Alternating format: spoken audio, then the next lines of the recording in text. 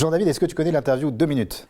Oui, je crois. Eh bien, c'est parti. Donc, tu vas devoir répondre en 2 minutes aux questions que je vais te poser. C'est parti pour l'interview 2 minutes.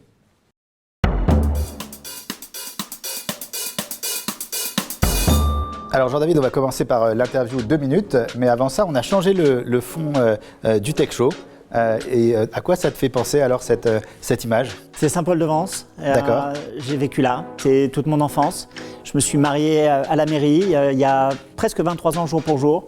Et c'est un endroit que j'aime absolument. Voilà, Merci. on voulait te faire ce petit plaisir. Je me sens à la maison. Encore plus. Voilà, génial. Et donc c'est parti pour l'interview 2 minutes. Petit, tu étais quel genre d'enfant?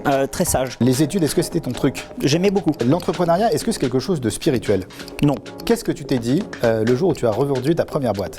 Les problèmes commencent. Ah bon? Oui. Les problèmes commencent. Ouais. Les problèmes commencent. C'est pas une joie? Non. Non. Non, parce qu'un entrepreneur, ça sait gérer du cash flow et avoir du cash, c'est très problématique. D'accord.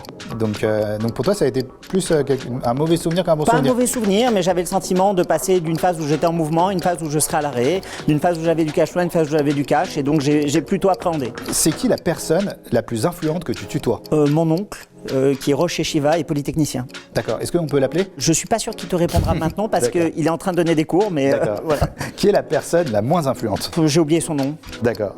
C'est quoi ton pire souvenir d'investissement? C'est un garçon qui avait l'apparence d'un entrepreneur talentueux, issu d'une grande école d'ingénieurs français, sur un beau projet d'IA et qui n'a strictement rien délivré et qui s'est finalement vautré, mais médiocrement. Et c'est quoi ton meilleur souvenir du coup d'investisseur? Mon meilleur souvenir d'investisseur, c'est une entreprise dans laquelle j'ai investi, qui a été vendue 8 mois plus tard, 8 fois plus cher, sur une technologie qui était très prometteuse, c'était à nouveau de l'IA, rachetée par un des GAFA, dont je ne peux pas donner le nom, D'accord. qui le jour même a racheté dans le monde toutes les entreprises qui avaient le même domaine de spécialité. Waouh.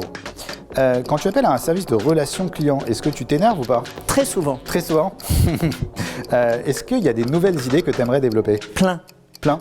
Tu es plus Bouygues ou SFR? Totalement Bouygues. C'est qui la personne qui t'a le plus aidé dans ce métier? 2 personnes, Jean Guetta, D'accord. qui était le fondateur de Sari, une des premières entreprises de logiciels de comptabilité, D'accord. qui m'a donné un conseil quand j'avais 23 ans, qui m'a dit que les gens qui l'avaient vu réussir, ce sont ceux qui avaient fait un focus dans un domaine, et donc il fallait être un ultra spécialiste, et j'ai suivi son conseil et ça m'a réussi. Et mon associé, qui m'accompagne depuis 25 ans, qui s'appelle Jean-Pierre Pulitzer, et qui m'a considérablement aidé à accompagner. Alors c'est quoi pour toi le monde d'après? Il est hybride, il est à la D'accord. fois réel, il est à la fois virtuel, D'accord. il est fait d'ubiquité, il est fait d'universalité. C'est terminé pour l'interview 2 minutes.